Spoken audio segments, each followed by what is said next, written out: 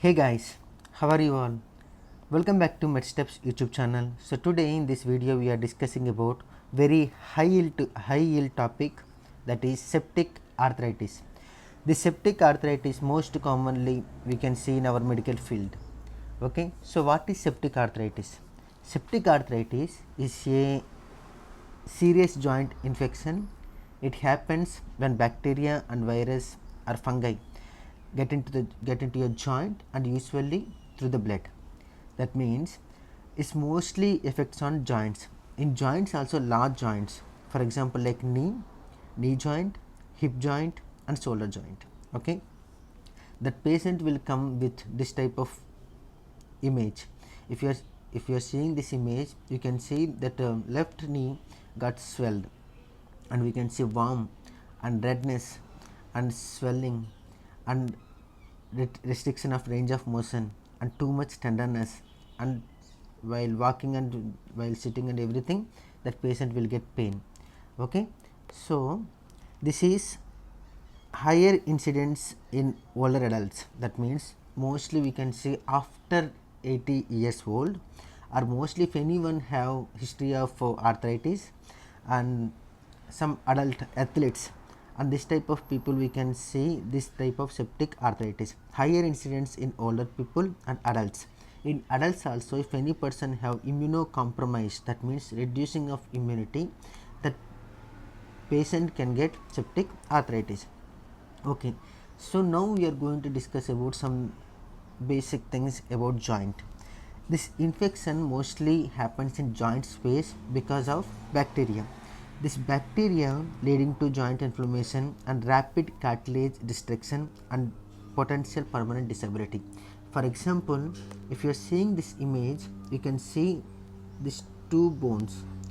In these two bones between, you can see some joint. That joint is attached with some ligament. That ligament will give support, and we have some cartilage. This cartilage will help like for supporting the bone.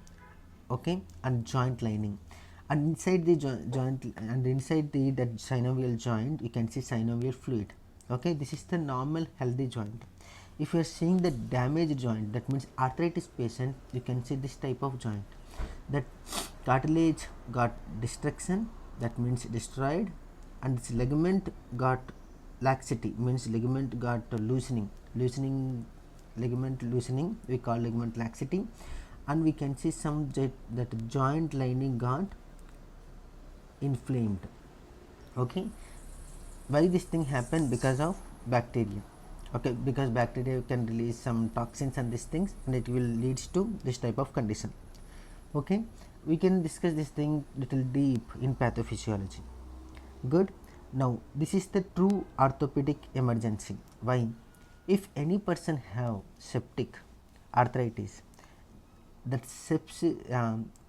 that infection can mix in blood. When it's going to blood, we call sepsis. Then after sepsis shock, then it can lead to death.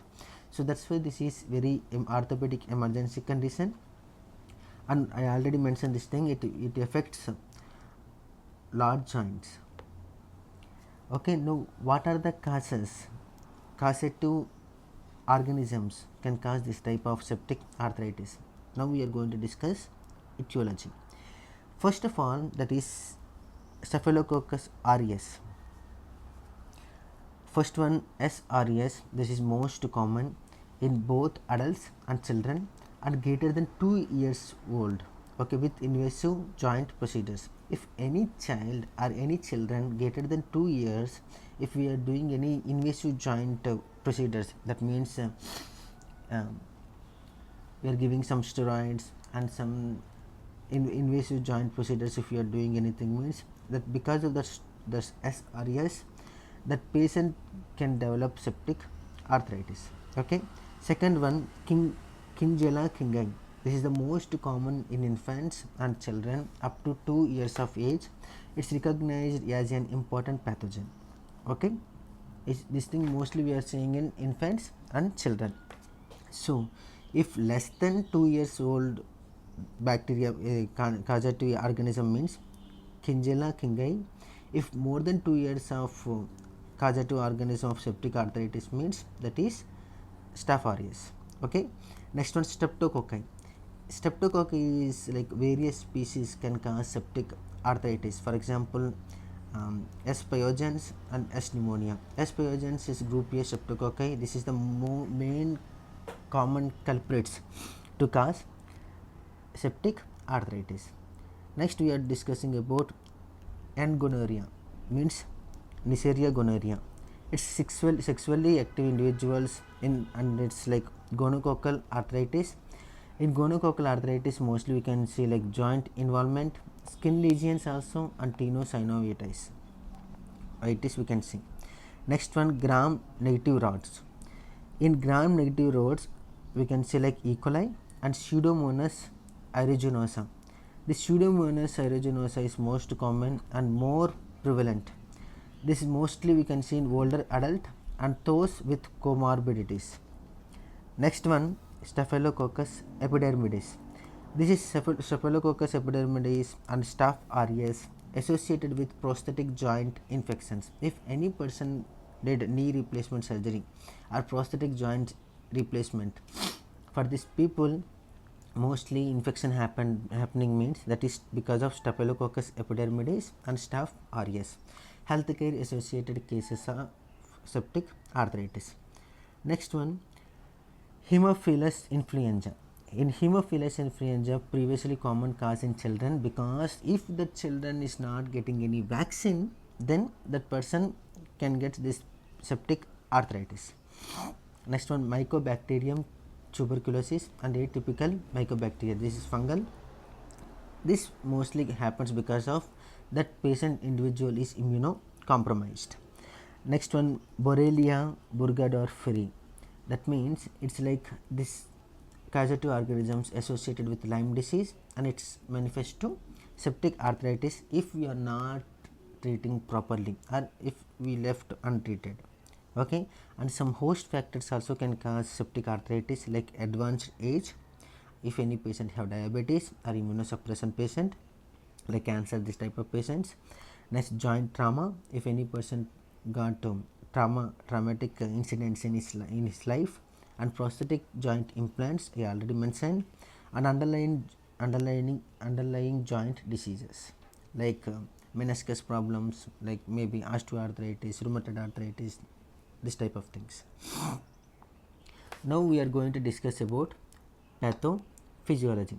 In pathophysiology, what we are going to discuss how this septic arthritis is causing. Okay, this is hematogenous and it will spread through blood and our blood cells. Okay, and it's direct inoculation, trauma or surgery or injections. Now, for example, this is joint. In joint you can see some bones and articular cartilage and synovial membrane and articular capsule and joint cavity containing synovial fluid. So first of all, when this arthritis is going to start, because of some inflammatory response. When inflammatory response is going on, why this inflammatory response is going on means, for example,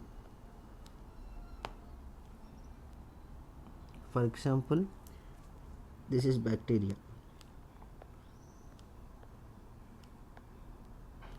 Okay, what are the things? First of all, we are discussing about inflammatory response. This is bacteria. This bacteria triggers inflammation response within joint and it will cause some acute inflammatory cascade. Acute inflammatory cascade means it will release some toxins.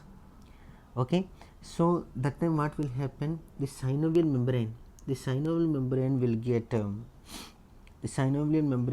swelling, and this synovial membrane will get swelling and it converted into inflamed or thickened. When it's getting thickened and inflamed, this synovial fluid will increase and it will decrease the production of infection.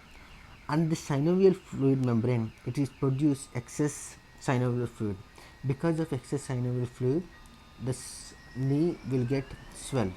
Okay, after swelling, if you're seeing some, yeah, x-ray, in this x-ray you can see this type of image. In this image, if you're seeing here, this is lateral view of knee joint. In this lateral view of knee joint, you can see here, you can see some fat pads here. Okay, when it's increasing that synovial fluid, it will cause this type of synovial fluid. These things we call effusion and soft tissue swelling, and best we can appreciate in lateral view only. Okay, in lateral patellar we can see this type of synovial this type of fat effusion signs. Okay, next one, we are going to see the joint inflammation and destruction. How this joint inflammation and destruction is happening means, first of all, it accumulates of inflammatory cells and it increases synovial fluid.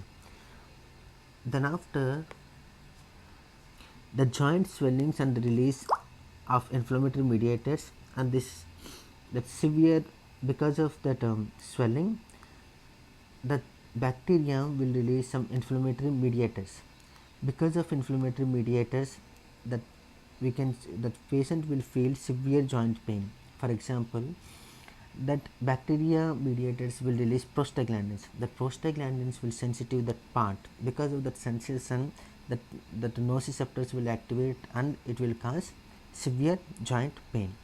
Okay, and another thing, here mostly we can see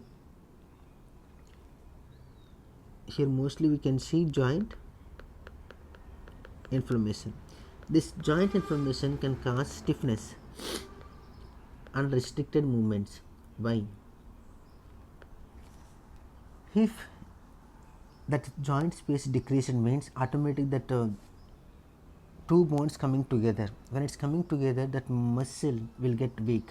Weakness can cause stiffness, and because of pain and swelling, that movements will restricted. That means the decreasing range of motion we can see in this patient. Without prompt and appropriate treatment, if can this infection can progress and it will damage this joint cartilage. This joint cartilage will get damaged, and some subchondral bone and other structures also will get damaged. Okay, why this everything happening? Because the bacteria is releasing some toxins and enzymes.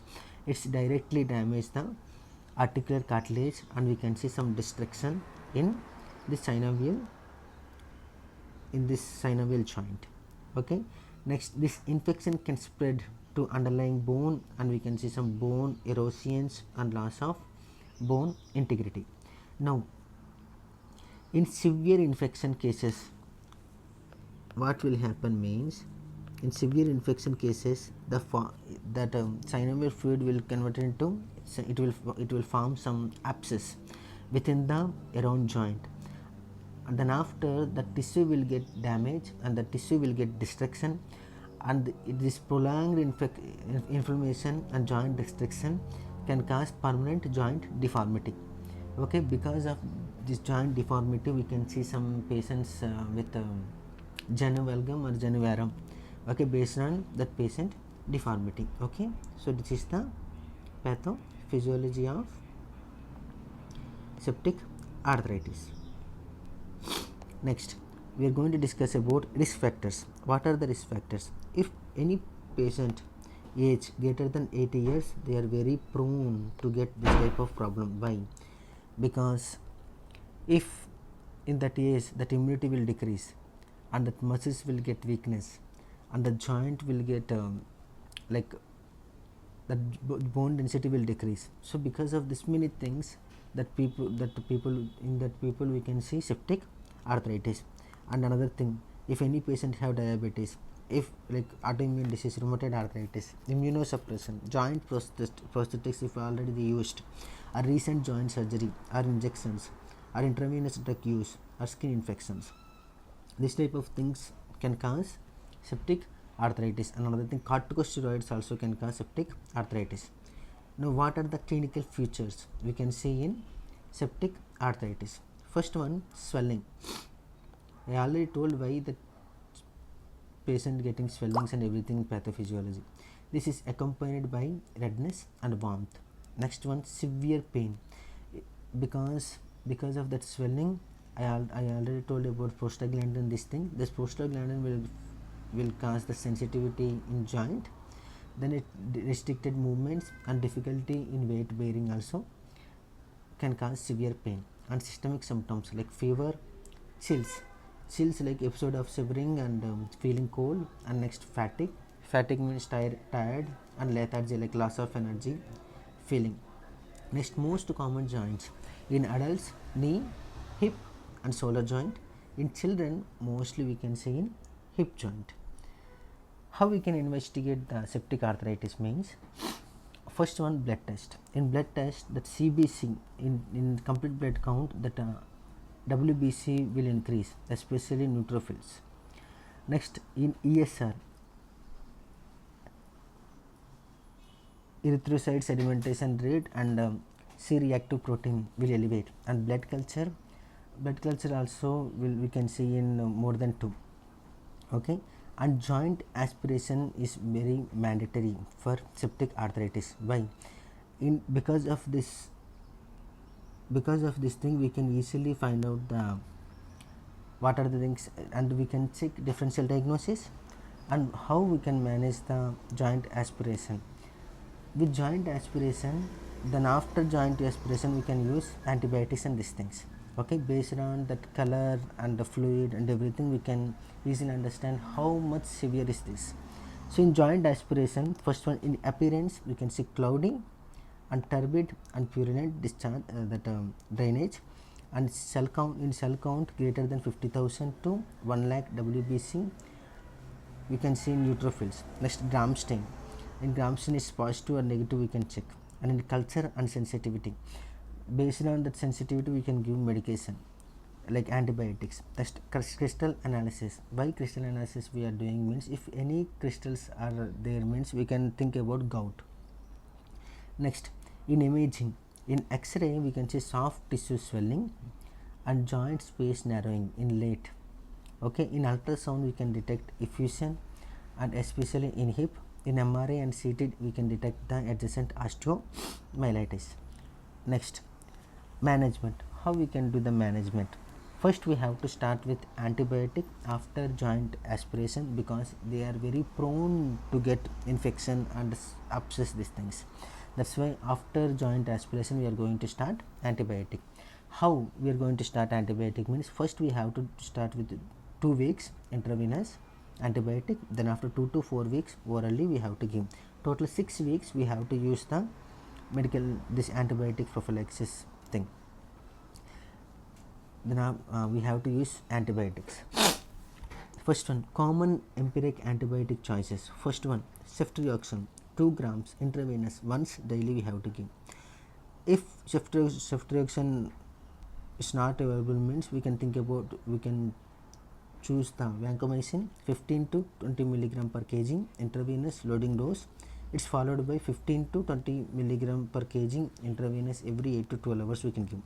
Next, peptides, piperacillin tazobactam we can give 4.5 grams intravenous every 6 to 8 hours, and clindamycin 600 to 900 milligram intravenous every 8 hours. Okay, if any causative organisms are there like methicillin sensitive, in methicillin sensitive we can use nafcillin or oxacillin. Next, in methicillin resistance means we can use vancomycin or daptomycin.